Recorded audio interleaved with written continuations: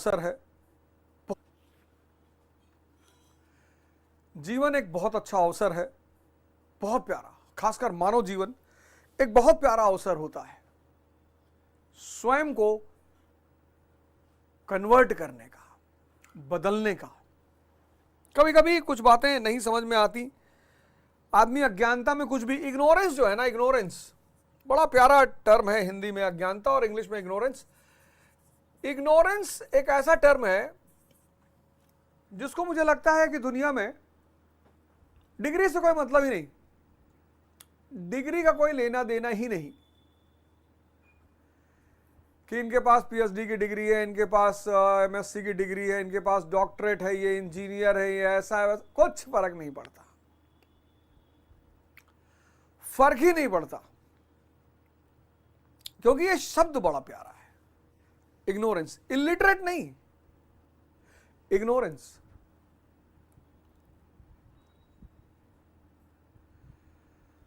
ये इतना प्यारा शब्द है कि मतलब इसकी व्याख्या करना बड़ा कठिन कार्य है, इग्नोरेंस। और लगभग 99% लोग इस जगत में इग्नोरेंस के शिकार हैं। और जब तक इग्नोरेंस है तभी तक दुख है।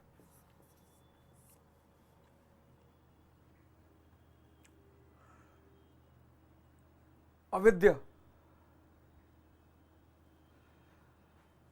और ये इग्नोरेंस ना तो कोई स्कूल दूर कर सकता है, ना कोई कॉलेज दूर कर सकती है, ना कोई यूनिवर्सिटी दूर कर सकता है। ये सिर्फ और सिर्फ गुरु का आशीर्वाद होता है। इसलिए इस देश ने गुरु को भगवान से भी सर्वोच्चतम पद पर रखा। हम क्लास 9-10 में थे, कबीर को पढ़ा तो लगा कि यार ऐसा जब कुछ चीजें हैं वो मन के जिंदापन की निशानियां हैं। अगर आपको जानना है मन जिंदा है कि नहीं तो उसकी निशानियां हैं। उस पर एक निशानी इच्छा, ये मन की निशानी है। काम भोग, ये मन की निशानी है। नशा, ये मन की निशानी है।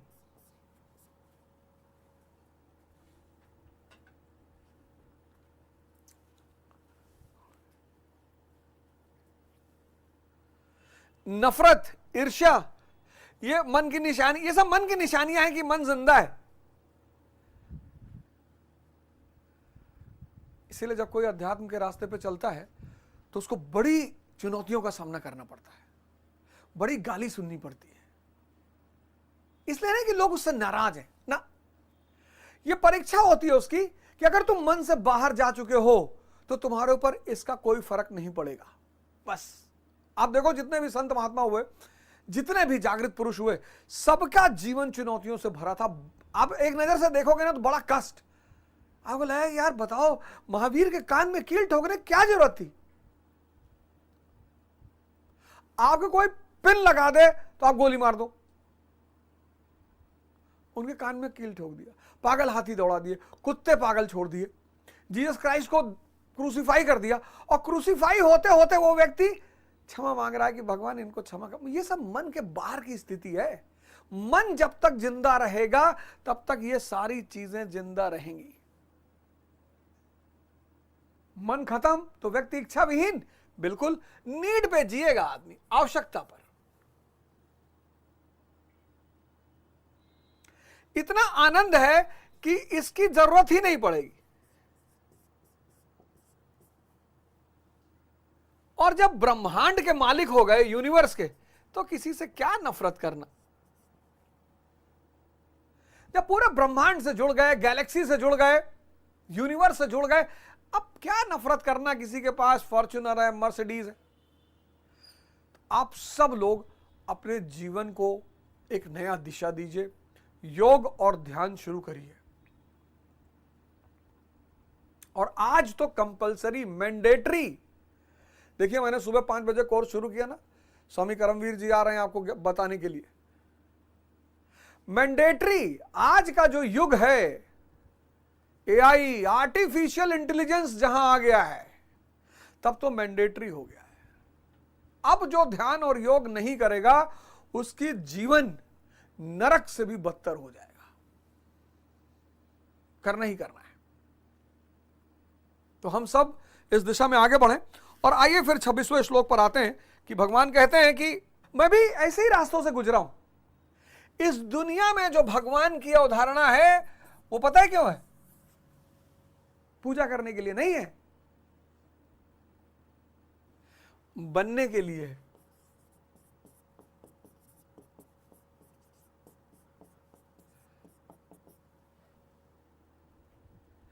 इस दुनिया में जो भगवान की अवधारणा है वो पूजा करने के लिए नहीं है, बनने के लिए। हर व्यक्ति का परम उद्देश्य होना चाहिए कि मुझे भगवान बनना है। मैं नहीं कह रहा हूं, स्वामी विवेकानंद कहते हैं। मैं क्यों कहूंगा यार?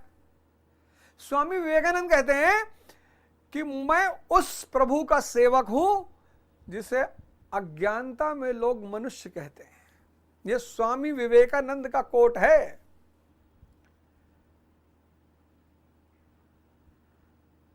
अब भगवान कौन?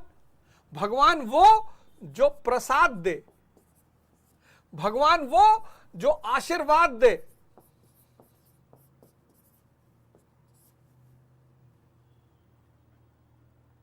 ये जो महत्वाकांक्षा की दौड़ है, ये छोटा मोटा भगवान बनने की ही तो दौड़ है। आईएएस बन गए, आईएएस बन गए, अब छोटे मोटे भगवान तो बन ही गए। अब आपकी बुआ आपसे मिलने आई, आपने 5 लाख रुपया अपनी बुआ को दे दिया और 1 लाख रुपया उनके कुत्ते के गले में बांध दिया। भाई कुत्ता भी लेकर आई थी वो अपना, तो आपने 1 लाख रुपया उनके कुत्ते के गले में बांध दिया कि अरे नहीं नहीं, बिल्कुल, अरे अब 1 लाख रुपया, इसको बढ़िया जो है चिकन बाइट्स खिलाइए और बढ़िया इंपोर्टेड बिस्किट इसके लिए मंगाइए और कम से कम 10,000 का शैम्पू उसका बाल वाल धुला करिए। साहब आप ही का भजन गाएंगी। और आपने बुआ के बेटे को कस्तूरबा गांधी टेंडर दिला दिया कि ठंडक आ रही है और लड़कियों के लिए स्वेटर और सॉल्ट डिस्ट्रीब्यूट होना है, 5 करोड़ का टेंडर है गोंडा का, ये तुम्हारा बेटा। तो आप प्रसाद भी बांटने लगे, आप आशीर्वाद भी बांटने लगे। हो गए भगवान आप। लोग आपको प्रेम करने लगेंगे, लोग आपका भजन गाने लगेंगे, लोग आपके लिए चढ़ावा लाने लगेंगे कि भैया वो बद्री हलवाई की तरफ से जा रहे थे तो सोचे 2 किलो रबड़ी ले लें, 2 किलो इमरती ले लें। यही तो हम चाहते हैं। लेकिन इस स्थिति में आए बिना अगर आप दुनिया से इन सब बातों की आशा करते हैं तो आप व्यर्थ चिंता करते हैं। इस स्थिति में आए बिना, ये तो छोटा मोटा भगवान ही है।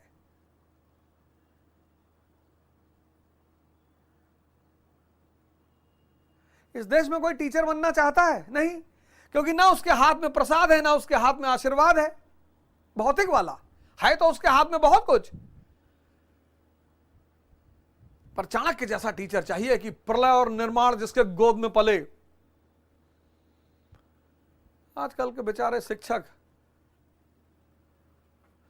शिक्षकों को इस देश में वीआईपी का दर्जा मिलना चाहिए। सरकारी स्कूल के शिक्षक, बस प्राइवेट नहीं, सरकारी। जो सरकारी स्कूल के शिक्षक हैं उनको वीआईपी का दर्जा मिलना चाहिए। और फिर देखो 5 साल के अंदर इस देश में शिक्षा का स्तर कितना अच्छा हो जाएगा। एक छोटा सा काम सरकार कर दे कि सिर्फ उन्हें वीआईपी का दर्जा दे दे, फिर देखो 5 साल में इस देश में शिक्षा का स्तर कहां पहुंच जाएगा और कितने बेस्ट ब्रेन्स शिक्षा पढ़ाने की तरफ उन्मुख हो जाएंगे कि नहीं भैया हमको टीचर बनना है। और जिस देश में बेस्ट ब्रेन्स टीचर बनने लगेंगे,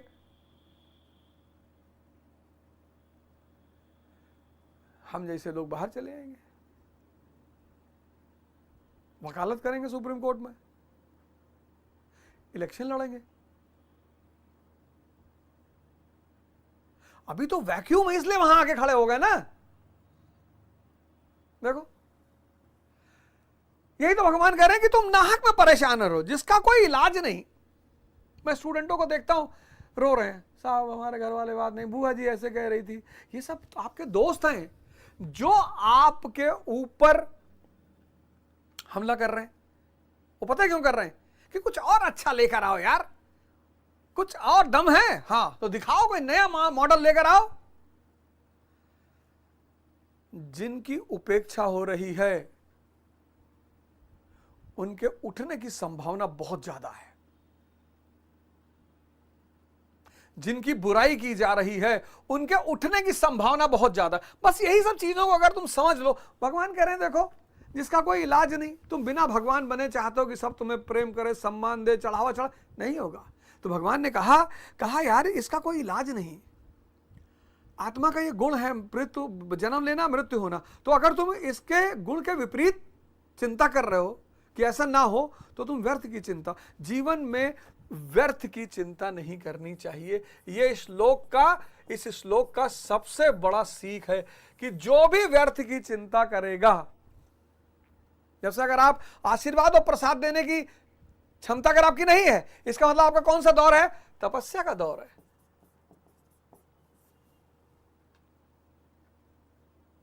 मोदी जी का कौन सा दौर है? मोदी जी भगवान है,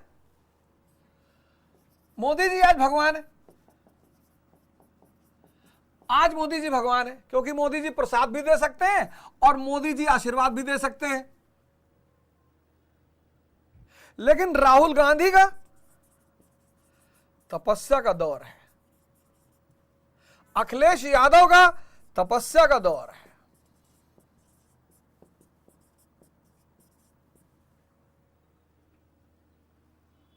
छोटा मोटा प्रसाद और आशीर्वाद तो ये लोग भी दे सकते हैं, लेकिन इस लेवल का भगवान बनने के लिए जब तुम प्रसाद और आशीर्वाद नहीं दे पा रहे हो, तो ना तो प्रेम की आकांक्षा करो, ना चढ़ावे की, ना सम्मान की। तो करना क्या है?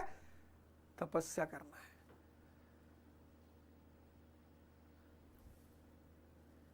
ये सब भविष्य के बड़े अच्छे नेता हैं। मजाक उड़ाने की कोई बात अलग है, कभी कभी मूड है मजाक उड़ा लो, वो सब अलग बात है। ये सब लेकिन भविष्य के बहुत अच्छे नेता हैं। जैसे अखिलेश यादव जी को सबसे बड़ा काम यह करना चाहिए कि उनको अपने गुस्सा को थोड़ा नियंत्रित करना चाहिए।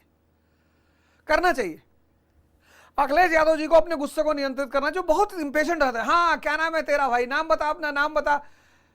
मिश्रा जी हो? नहीं नहीं नहीं नहीं, अरे वो इतने महान नेता के पुत्र हैं और इतने बड़े स्टेट के मुख्यमंत्री रहे हैं, तो झलकना चाहिए वो बात। इतना अच्छा काम किया। मैं तो जब भी आगरा एक्सप्रेसवे पे निकलता हूं, आगरा लखनऊ एक्सप्रेसवे, मैं सोचता हूं अखिलेश यादव जैसा ही प्रधानमंत्री होना चाहिए। अगर इतना विजनरी लीडर है वो आदमी।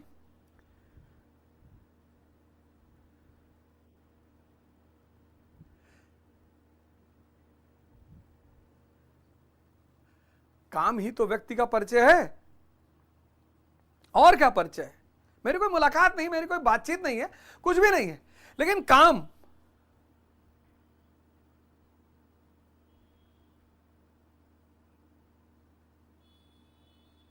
देखो अब तुम्हें आज डिसाइड करना है कि व्यर्थ की चिंता नहीं करना है।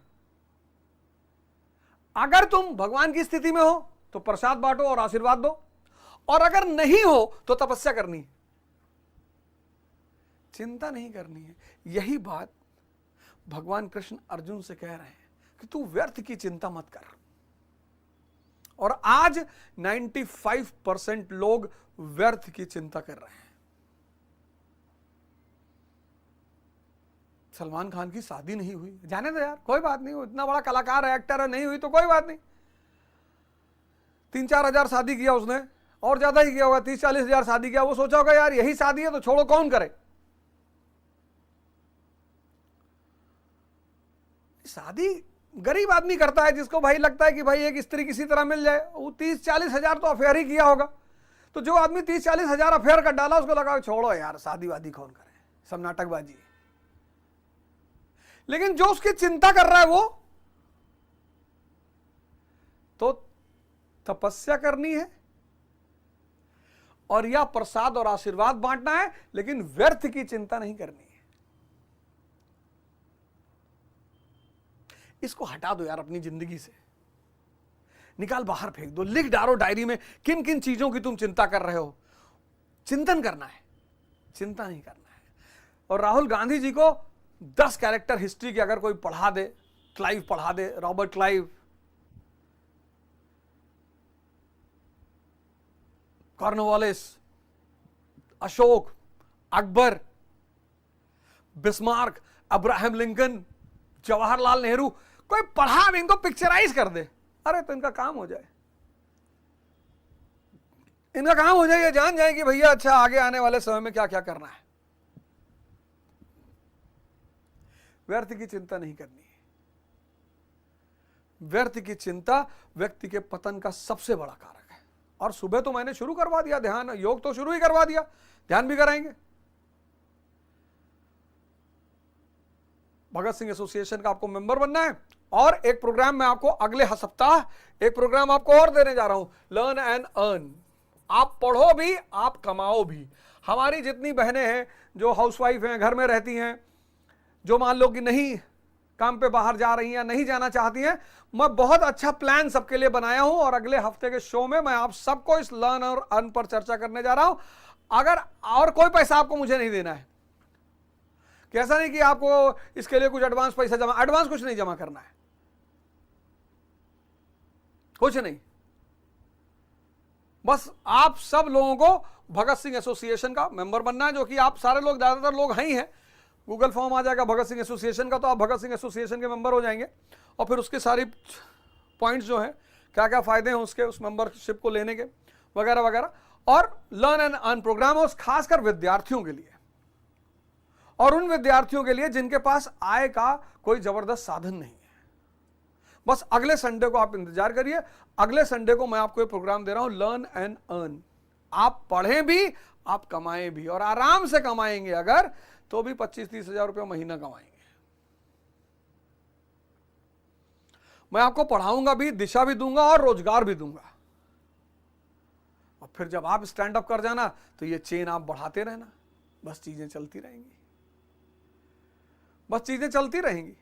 ऐसे ही ये देश आगे बढ़ेगा हम सबके सहयोग से। तो व्यर्थ की चिंता नहीं करनी है। यह बात उन्होंने 27वें श्लोक में कही कि यार इसका कोई इलाज नहीं है, इसका गुण है। अव्यक्त दीनी भूतानी व्यक्त मध्यानि भारत अव्यक्ति निधनायुनेव तत्र का परिदेवना। अर्जुन, संपूर्ण प्राणी जन्म से पहले बिना शरीर वाले और मरने के बाद भी बिना शरीर वाले। क्या बात है, जन्म से पहले बिना शरीर वाले और मरने के बाद भी बिना शरीर वाले। जन्म के पूर्व और मृत्यु के पश्चात भी दिखाई नहीं पड़ते, केवल जन्म मृत्यु के बीच में ही शरीर धारण किए हुए दिखाई देते हैं। अतः इस परिवर्तन के लिए व्यर्थ की चिंता क्यों करते हो? क्या बात है, मतलब आत्मा जन्म से पहले दिखाई नहीं पड़ती और मृत्यु के बाद दिखाई नहीं पड़ती। क्या बात है, आत्मा जन्म से पहले दिखाई नहीं पड़ती और मृत्यु के बाद दिखाई नहीं पड़ती। यह जन्म और मृत्यु के बीच में ही शरीर को धारण करती है।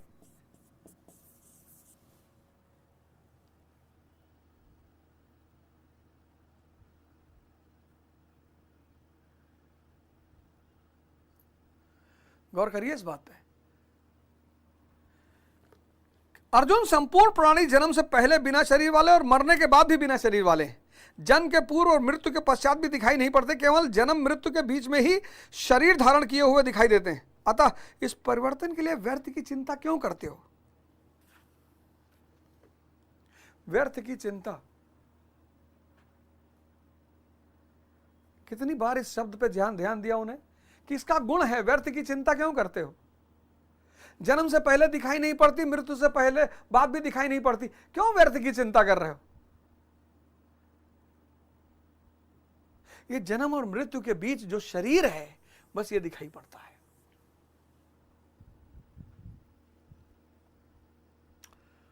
बहुत जिसने बनाया है ना इस ब्रह्मांड को, बहुत बड़ा कारीगर है। ऐसा टेलीस्कोप यहां लगा दिया है जो आंख बंद करने पर ही खुलता है। मैं पहले सोचता था कि दुनिया में सारे धर्म के लोग आंख बंद करके क्यों पूजा करते हैं। ये टेलीस्कोप लगा हुआ है और वो जो अरूप है, सब रूपों में वो इस आंख से दिखाई पड़ता है। इनसे तो सिर्फ रूप, और रूप नश्वर है। ये चांद, ये तारे, वो तो अच्छा हुआ है कि उल्का पिंड गिरने वाला था, धरती पे नहीं गिरा।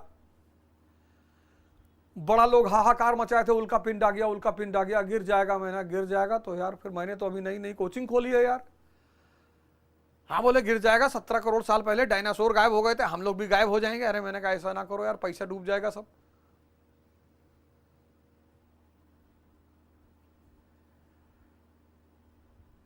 अब जब ये शरीर धारण किया तो इसका नाम रख दिया राम बहादुर। ना ये राम है और ना ये बहादुर है। इसी आइडेंटिटी से जो जुड़ जाता है वही अहम का शिकार हो जाता है।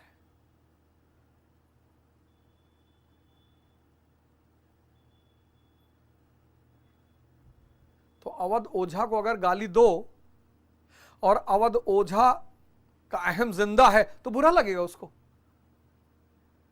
लेकिन अगर उसको यह पता चल चुका है कि अवध ओझा जैसा कोई चीज ही नहीं पूरे ब्रह्मांड में,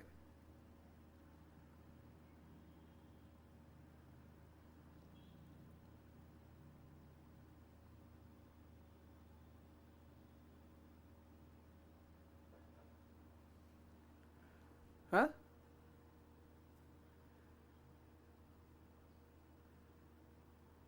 ऐसी कोई चीज ही नहीं है। फिर कहते हैं इस आत्मा को देखता कौन है? यह बहुत प्यारा प्रश्न है। इस आत्मा को देखता कौन है? कौन है जो इस आत्मा का दर्शन करता है? और इस व्यास की इतनी प्यारी व्याख्या 29वें श्लोक में की है भगवान ने, अद्भुत।